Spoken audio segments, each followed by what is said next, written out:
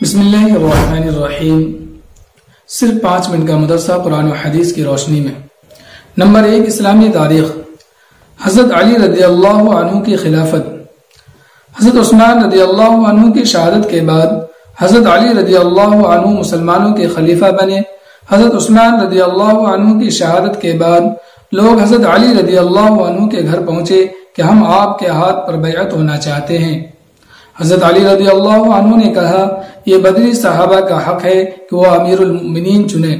جب سب بدری صحابہ تشریف لے آئے تو انہوں نے حضرت علی رضی اللہ عنہ کو امیر المؤمنین بنایا۔ حضرت علی منبر پر بیٹھے، لوگوں نے حضرت علی رضی اللہ عنہ کے ہاتھ پر 18 ذی الحجہ جمعہ کے دن بیعت کی۔ حضرت علی رضی اللہ عنہ کے زمانہ خلافت میں منافقین کی سازش مسلمان 2 گروہ میں تقسیم ہو گئے تھے، جس کی وجہ سے مسلمانوں کو کافی نقصان اٹھانا پڑا۔ مسلمانوں کے آپسی اختلاف کے باوجود اسلام کے حدود میں نئے ممالک آ رہے تھے اور مسلمان اسلام کی دعوت دینے اور دین کو پھیلانے میں منہمک تھے۔ بے شمار لوگ اس دین کی سچائی اور حقانیت کو دیکھ کر اسلام میں داخل ہو رہے تھے۔ نمبر 2، حضور صلی اللہ علیہ وسلم کا معجزہ۔ محمد بن حاتم رضی اللہ عنہ کا شفا یاب ہونا۔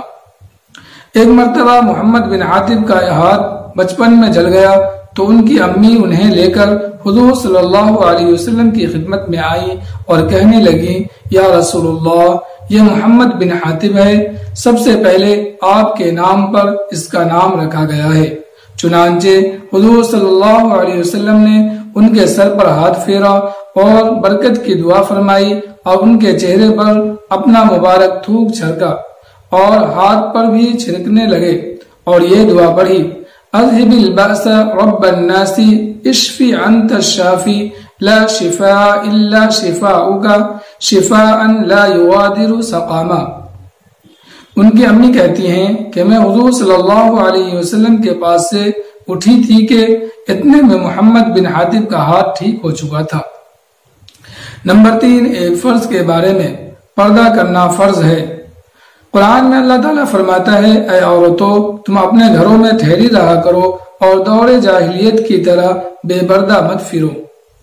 فائدہ، تمام مسلمان عورتوں کے لیے ضروری ہے کہ جب کسی سخت ضرورت کے تحت گھر سے نکلے تو اچھی طرح پردے کا خیال رکھتے ہوئے باہر جائیں، کیونکہ پردہ کرنا تمام عورتوں پر فرض ہے۔ نمبر 4، ایک سنت کے بارے میں۔ سو کر اٹھنے کی دعا۔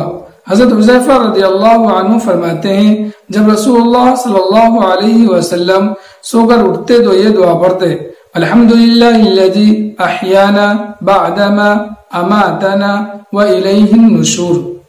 ترجمہ، تمام تعریفیں اس اللہ کے لیے ہیں جس نے ہمیں موت دینے کے بعد زندگی دی اور اسی کی طرف سب کو جانا ہے۔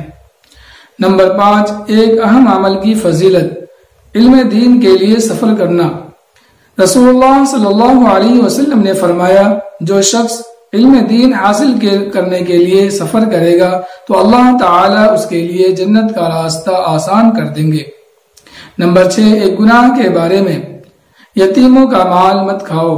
قرآن میں اللہ تعالیٰ فرماتا ہے، یتیموں کے مال ان کو دیتے رہا کرو اور پاک مال کو ناپاک مال سے نہ بدلو اور ان کا مال اپنے مالوں کے ساتھ ملا کر مت کھاؤ، ایسا کرنا یقیناً بہت بڑا گناہ ہے۔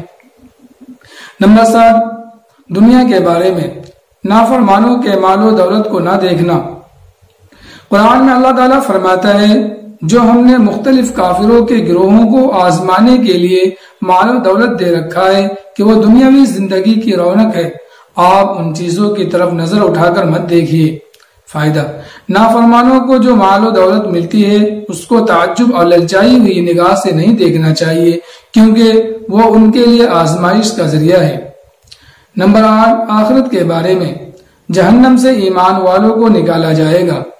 رسول اللہ صلی اللہ علیہ وسلم نے فرمایا، جب ایمان والوں کے بارے میں جہنم سے چھٹکارے کا فیصلہ ہو جائے گا تو انہیں پل صراط سے گزارا جائے گا، جو جہنم اور جنت کے درمیان ہوگا، تو اس پر ان کے درمیان جو کچھ آپس میں ایک دوسرے پر ظلم و ستم ہوئے ہوں گے ان کا ایک دوسرے سے بدلہ دلوا کر پاک کر دیا جائے گا، پھر انہیں جنت میں داخلہ کی اجازت ہوگی۔ اس ذات کی قسم جس کے قبضہ میں محمد کی جان ہے، ان میں سے ہر ایک اپنی جنت کو اسی طرح پہچان لے گا جس طرح تم اپنے گھر کو اس دنیا میں پہچانتے ہو۔ نمبر 9، طب نبوی سے علاج، عرق النساء کا علاج۔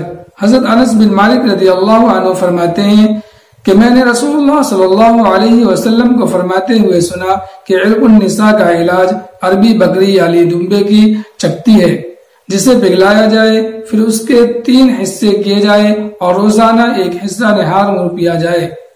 فائدہ، دمبا کی دم پر گول ابری ہوئی چربی کے حصہ کو چچکی کہتے ہیں۔ نمبر 10، نبی صلی اللہ علیہ وسلم کی نصیحت۔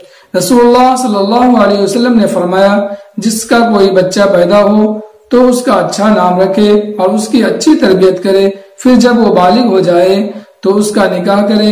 اگر بالغ ہونے کے بعد بھی اس کا نکاح نہیں کیا اور وہ گناہ میں مبتلا ہو گیا تو اس کا گناہ اس کے باپ پر ہوگا۔